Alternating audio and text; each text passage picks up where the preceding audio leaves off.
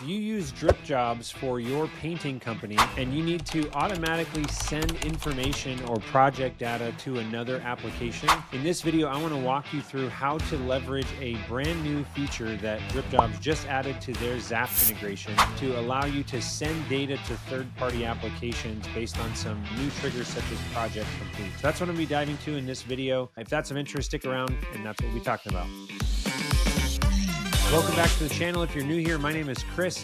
I'm the owner of Boolean Automation, where we free you up to do what you love. And not just you, the entrepreneur, but also the people in your business. Nobody likes data entry. And DripJobs, that's why they exist, is to automate a lot of the processes. But occasionally you need to do a little bit more than just what is out of the box capable inside of DripJobs. So what we do here at Boolean is connect to other applications. The average painting company uses between 5 and 10 applications to run their painting business. And out of the box, those don't talk to each other. And because they don't talk to each other, it creates the need for a lot of unnecessary data entry. And we come in, get all those apps talking together, streamline reporting, and make it a lot easier to grow your business. But don't take my word for it. Here's a brief testimonial from one of our customers that went through our automation consulting and implementation. So check that out, and then we'll get back to this video.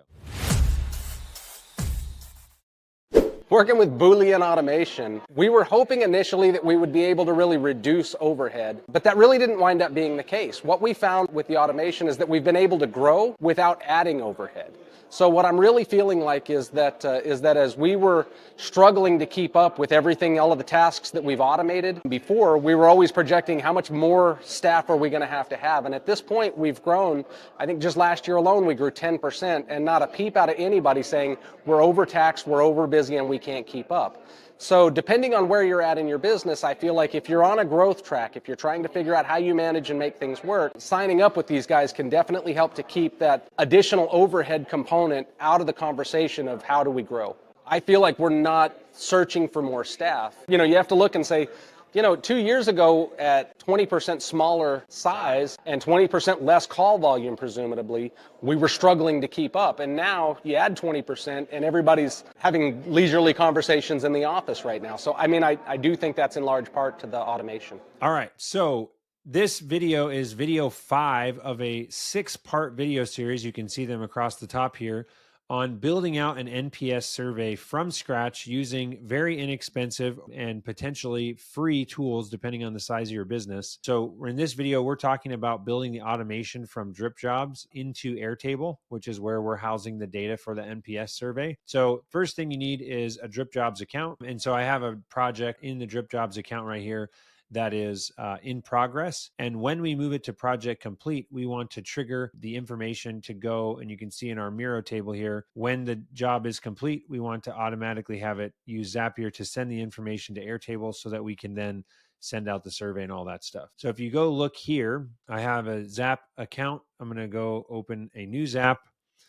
And this is one of the things I love about the new AI feature in Zapier, but we can just say when project is complete in DripJobs, automatically send a new record to Airtable. And it's going to give us a suggestion here, which, what do you know? Yep, that is what we want. So we try that. We're going to click on DripJobs and connect DripJobs. And we need to get an API key from the DripJobs settings. So we go to settings and let's grab the company settings. And we need to go to integrations, Zapier, here's the API key. So we copy that and then go to pull that thing up, paste that in there. Yes, continue to DripJobs.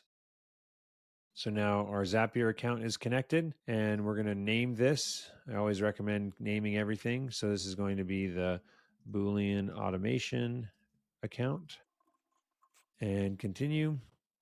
And now what we want here is project completed. So that actually is already good. So then we'll test the trigger.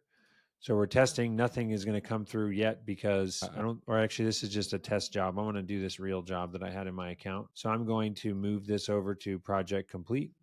And we're going to just say, we don't want to do that. Disable drips. Yes. So move that. So it moved to project complete. And now I can go ahead and find new records. And here you go. We have another one here that says Is this the Chris Kiefer one? Yeah, here's the Chris Kiefer one. And so that's the one we want to continue with. And then we're going to write this data to Airtable. So we're going to connect the Airtable account and continue. And then the base that we want to write this to is going to be called, looks like I might have to actually reconnect a new one. So we're going to click, let's change this and do new account here. And we want to add a base, and this is going to be called Project Management NPS Survey. And the base that we want, or sorry, that is the base that we want. So I click Grant Access. And once again, let's label this so we know which one is which. And we're going to edit the connection name and say, this is Airtable Chris NPS Survey DripJobs. So we know why I connected that one, and continue. And then the base that we're going to use is the project management one. The table that we're going to write the data to is going to be projects. So the table we're writing to is projects, and then the name of the project. If you go look here, in this case, the name of our project is a formula field, so we can't actually put anything there. So we're going to put the job number, you can put in the project type, and the other data here. So let's see, back in our Zapier, we can't put the name in because that's a formula. The job number, let's see if we have a number here. We're going to put a customer number in there for now, and then the project type. Looks like in this case, they might not use project type. So we're just going to leave job number. The start date, does it have those dates in here? We will put in the date created and the complete date. We don't know yet. That would be done in the system. The rest of this amount estimator. Oh, and then we also, in this case, are going to need to write or create another Airtable record in the customer base. Almost forgot about that.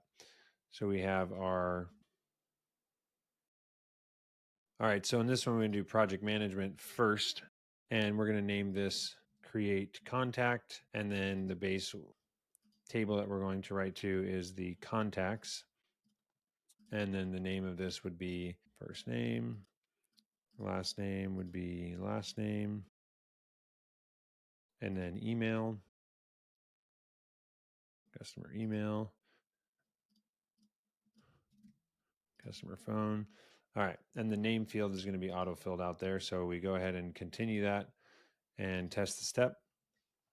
And if you check in our Airtable base here, it's going to get a new contact created in here.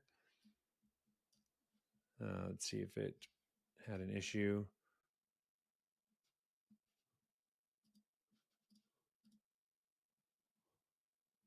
And there's the record that just got added. I'm going to delete these other blank rows. And let's go ahead for, well, I guess that's fine. We'll change the other one here, the original one that was in the account, to Christopher. And you can see the contact was added to Airtable first. It's not linked to a project. Now the second one that we need is inside of here. This would be create the project. So I'm going to name this create project. And then the action that we need is to associate the project that was just created to the correct customer. And so the customer, if you look at that field in the projects table, the customer is a linked record. And so I need to provide the record ID here. So I'm going to take the record ID from the previous step. So the way this works is job is complete in DripJobs, create the contact, then create the project, associate the project to that contact that was created in the previous step. And then the rest of this will automatically get filled out for us. So we click continue, test step. And now you'll see new project gets added here. It's automatically linked to that customer.